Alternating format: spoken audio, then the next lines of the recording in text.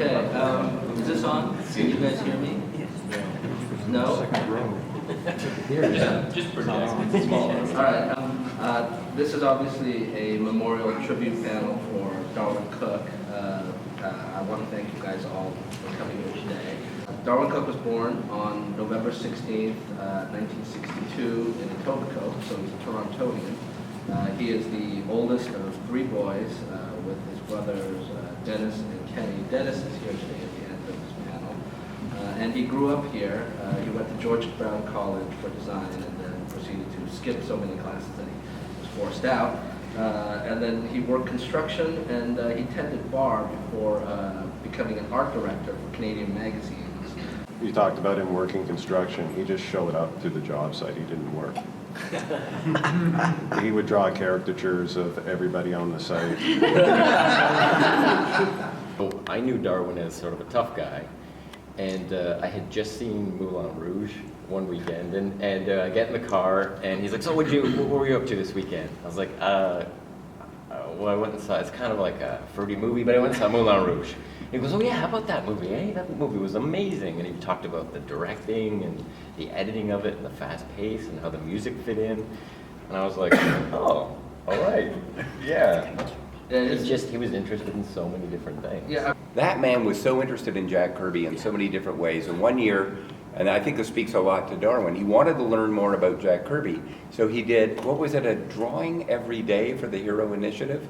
All of them based where he would blue line, he would take the original art from Jack Kirby and then he would ink them. And he raised thousands of dollars for this wonderful initiative. But he said, well, I'm learning how Jack did it. He had recreated a drawing exactly, enlarged it. He looked at the panel and enlarged it. And had just been multiple versions of the same drawing of Thor, and he'd have penciled it a few times and inked it a couple times in a couple different inker styles. Almost like he was looking at or like a Thor book that had been inked by Coletta, and he's re-inked it to look like Chick Stone had inked it, to see in his mind, like, oh, this would look great. And anyway, I was obsessed. Or something, a comic that kind of really got you. And I said, well, it's super obscure, but there's a Batman comic drawn by this guy called Sal Mandova. And he lit up and he said, I think that's my favorite Batman story. And you suddenly had this moment of, okay, my little, what was it, a 12-page story? Yeah. In the history of Batman, this is a thin dime in the history of a massive Batman. And panel by panel in our heads, he would start talking about it. Oh, that shot of the fireplace? That shot of the shadow where it goes down? And suddenly, I felt 11 again. I mean, it was amazing. And he had that ability. And those images were often in his head. Yeah. Stream of consciousness. You just would go from one subject to another. And, and sometimes he would say stuff that I would just get quiet at. And he would know that he had just said something to upset me, and he would call me the next day and go, okay, so you didn't say anything, but I know, like, the thing I said bugged you yesterday, so let's talk about it. And I was like, he sat the entire night, or like that whole day, just thinking like, shit, I pissed off Bone. I gotta make that right. So that was something that was like really, really remarkable about Darwyn that I think a lot of people didn't know. He had such a gruff sort of like, he's kind of blunt, and the way he talks is kind of gruff, this Nick Nolte kind of voice. And I would sometimes get to a point where I've either got to use both hands or I got to write something, so I got to concentrate. I'd be like, hey, Dar, I got to go work on this thing. And he would always sign off the same way. Oh, hey, you know what? I understand, pal. Fine. And I'd be like, is that just the way he's talking, or is he annoyed at me for having to cut him off there? And that, over the years, I've known the guy for 20 years, and that was consistent throughout. I never knew if at the end he was annoyed or if that's just the way he talked. It was a New Year's Day, just 3 years ago, and I was with my family and my uncles. It was a big Korean thing, and he called during that time. And I took the call, and I was so frazzled from having to look after all these people. I said, hey, Dar, what's up? What do you need? And he was like, what, can't just call you and talk? And I was like, no, it's cool. So then I had to end the call really quickly, and I said, hey, man, I love you, man. And he went, I love you too. Right? And I was like, wow, he's really mellowing out. To start inking it, and it would be a super detailed page, and he'd hover with his hand over the page. And I'd overhear him say, muttering to himself, just be a man. Start hitting that page with it. Yeah, you know what's funny though? Is like, I remember that story with him doing a curve, right? Because He wants to hit the curve. Yeah, when you ink with a brush, you want the curve. A long curve is the hard one, right? And to this day, because of Darwyn, whenever I have to ink a long curve with a brush and it's got to be clean, I take 2 breaths and I go.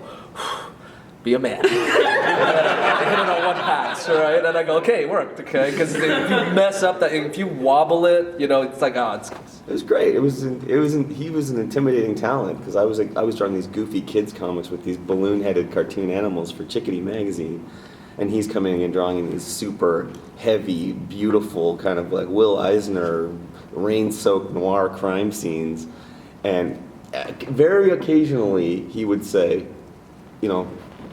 ask me for my opinion on it, and I'm like, I'm trying to come up with a fart punchline for my comic. And I'm like, I don't know if I'm the guy to ask here, man. It looks perfect to me. Which was sort of H.P. Lovecraft crime book that Ed Brubaker and I did, and Darwyn did us a cover for it, and that just made the whole rest of the comic look so shit.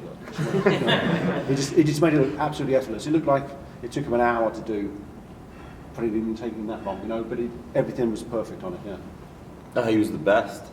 He was so gracious with kids. He used to always, I think, he would always do free artwork for kids, even when there was a lineup of adults. He likes kids. He's great with kids. He would let them skip in front, like if there was a kid waiting and there was like a bunch of people with money waiting. He'd be like, no, come on here, I'll give you your free sketch. He tried all the nice ways to coax out of this kid, and then finally Darwyn was like, okay, fine. And he wrote to the prettiest girl at the con and handed it to her, and she looked at it, and I don't know if it was something like Jay's face when he saw the inking, but it was like, I'm a boy.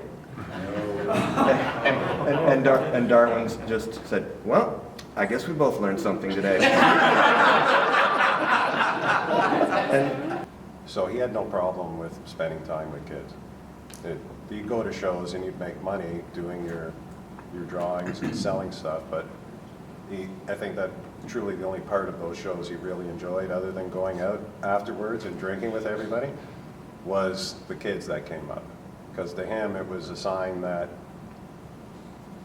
even as shallow as it can be sometimes, and when people are, you're the best, you're the best, you're the best, when a little kid comes up, yeah, it's written on their face. It's real.